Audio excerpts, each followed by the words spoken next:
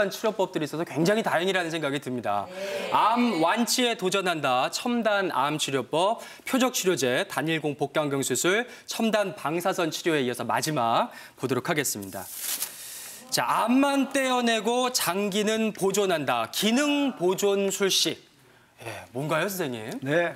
아까도 말씀드렸지만 암의 수술 혹은 치료의 원칙 중에 가장 중요한 건 암을 잘 치료하는 겁니다. 네. 잘 치료한다면 우리 암을 치료하고 지금 굉장히 많이 건강하게 사시거든요.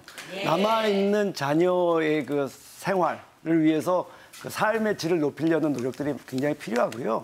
이런 면에서 기능을 최대한 보존하려는 그런 수술법 그리고 여러 가지 치료법이 유지되고 있습니다. 수술을 하더라도 충분히 암을 절제하되 자율신경 같은 거는 보존을 시켜서 수술 후에 배뇨, 배변 같은 것들이 완벽하게 유지될 수 있도록 노력하고 있고요. 특히 직장암 환자들은 환자들이 가장 고민하는 게 암도 잘 치료하는 거지만 장루 차는 거예요. 그러니까 맞아. 항문하고 가까운 직장암 환자의 경우는 흔히 환자분 말씀대로 항문을 봉한다 그러거든요. 항문을 봉하고 주머니를 찬다고 하는데 그거에 대해서 굉장히 두려워하시고 무서워하세요. 수술 끝나면 저기 사진에도 보시다시피 이렇게 자르고 이어줘야 되는데 자르고 이어주지 못하고 항문을 아예 없애버리는 경우가 있거든요.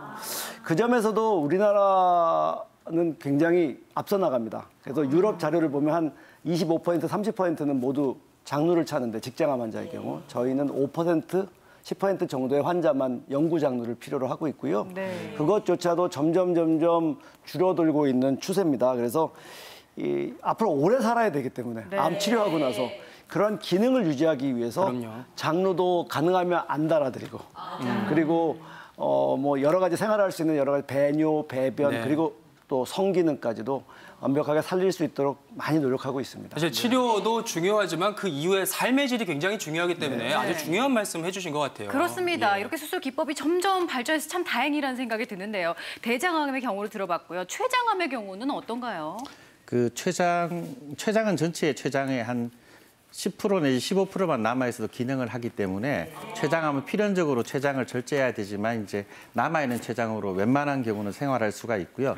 췌장암의 경우는 위치에 따라서 그 수술 범위가 달라집니다. 특히 이제 췌장 두부에 있는 췌장암의 경우는 지금 보시다시피 두부에 있을 때는 12지장을 췌장의 머리가 이렇게 들어가고 있는 형국이라서 췌장암을 수술하기 위해서는 반드시 12지장과 담도 담낭의 절제가 필요합니다. 물론 주변 장기도 절제를 해야 되고요.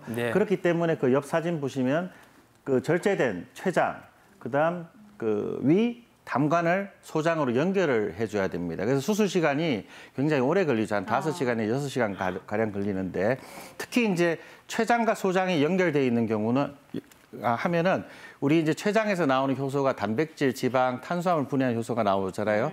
그래서 단백질 분해 효소가 이제 나오는데 연결 부위가 녹게 됩니다. 그래서 녹아서 이제 그 뭐 주변으로 물이 차고 배액을 하는 한 25% 정도 생기기는 한데 이제 그렇게 생기더라도 저희가 다른 배액술이나 이런 걸 했을 때 충분히 치료가 잘 되기 때문에 그리 큰 걱정을 하실 필요는 없습니다. 네.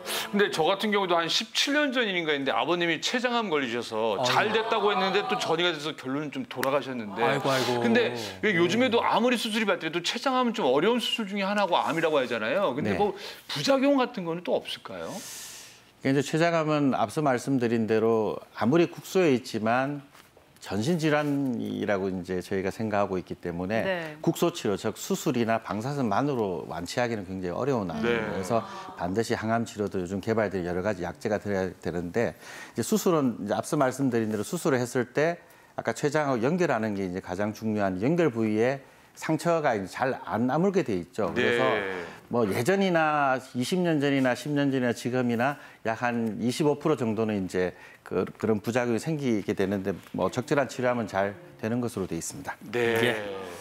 자, 암을 치료하는 첨단 치료 기법들 살펴봤고요. 지금 시각 10시 27분 지나가고 있는데 실시간으로 들어온 여러분의 의견과 질문들 보도록 하겠습니다.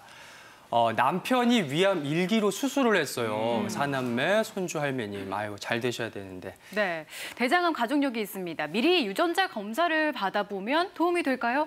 어떨까요? 사실 대장암 가족력이 있으면 부모 형제 중에 대장암이 생기면 자기가 대장암이 생길 확률은 일반인보다 작게는 2배, 많게는 5배가 늘어납니다. 하지만 이게 유전성이라는 뜻은 아니고요. 유전성 대장암 증후군 혹은 유전성 암 증후군이 있는데 이런 경우는 분명히 특정 유전자의 이상이 있는 겁니다. 이런 가족들은 일단 전문가와 상담을 받아보시고 그런 특정 유전자의 검사를 받아보시는 게 필수적입니다. 가족들이 다 와서 받아보셔야 되고요. 예. 이상이 없으면 행복하게 건강하게 사시면 되고요.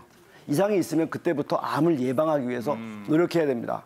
요즘에는 개인적으로 암이 얼마나 생길 것인가 예측하기 위한 유전자 패널 검사가 있는데 네네. 아직 임상적으로 많이 사용되지는 않고요. 예. 아마 앞으로는 이런 걸 이용해서 맞춤 치료, 맞춤 검사가 이루어질 것이라고 생각합니다. 예.